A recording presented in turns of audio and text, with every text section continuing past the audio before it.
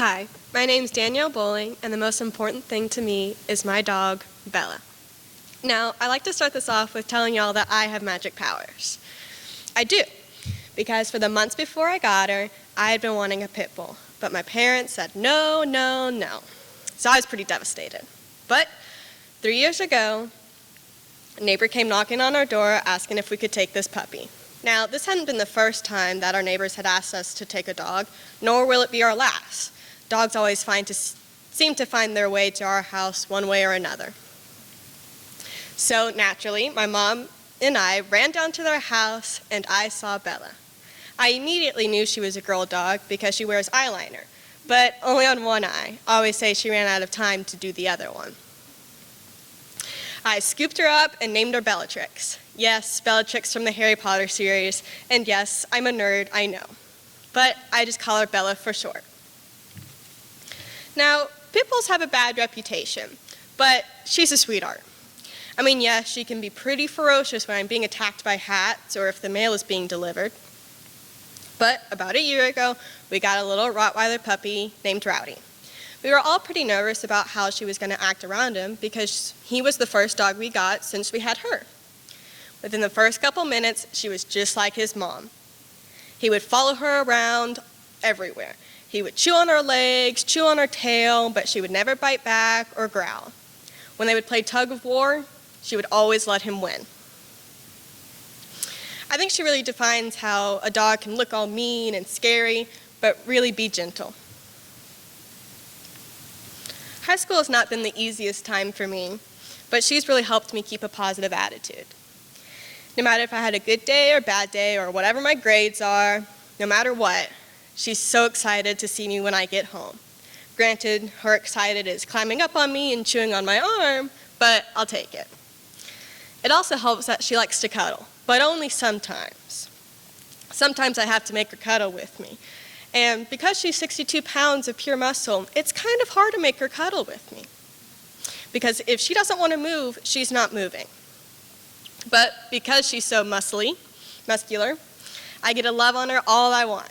I can pat her head, which is like a furry brick, or just lay on her. She doesn't really care. But when it comes to bedtime, it's a completely different story. It's obvious that I'm sleeping with her and she's not sleeping with me. She takes up the entire bed, takes all the covers and the pillows. She even tries to push me off the bed occasionally. Sometimes she'll even wake up in the middle of the night while we're sleeping and get excited that I'm sleeping with her, and she'll lick me until I wake up. And I have to calm her back down so we can both go back to bed. She also has the weirdest sleeping positions, and I mean really weird. I'm talking about upside down, feet straight up in the air, head at a 90-degree angle. I mean, look at some of these. Like, that's a 90-degree. You get a protractor in there. You can measure that. I don't know how she can even sleep or be comfortable in those positions, but she finds a way. She never fails to put a smile on my face. One of my favorite things she does is when she's playing with Rowdy and Kane. Kane's up there and Rowdy's here. And they break something in the other room. She comes running into me saying, "Mom, look, there's something broken in the other room, but I didn't do it. I didn't do it because I'm in here with you. It's all the other dogs, not me."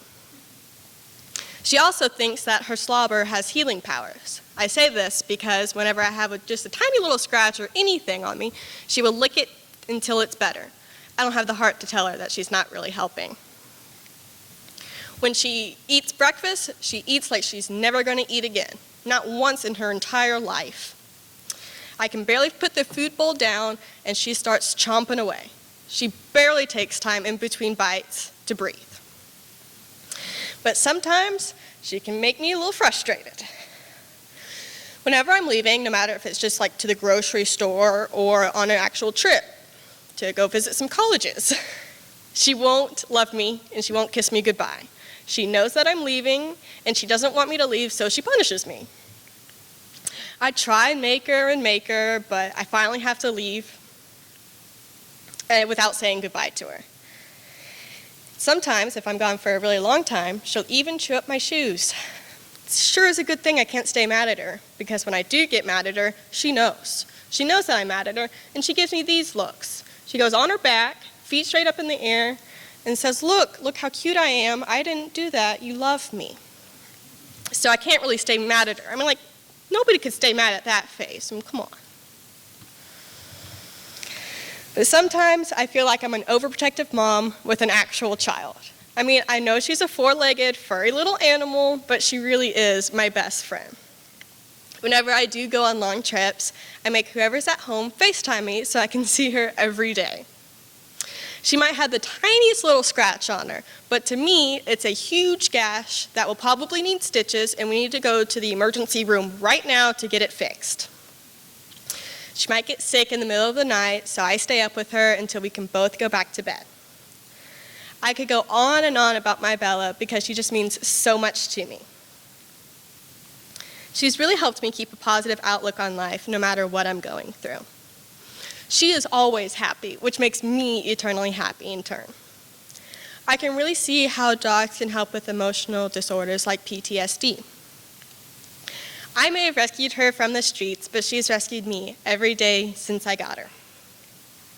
She never fails to make me feel better or have a better day, no matter what. That's why she really is the most important thing to me. Thank you.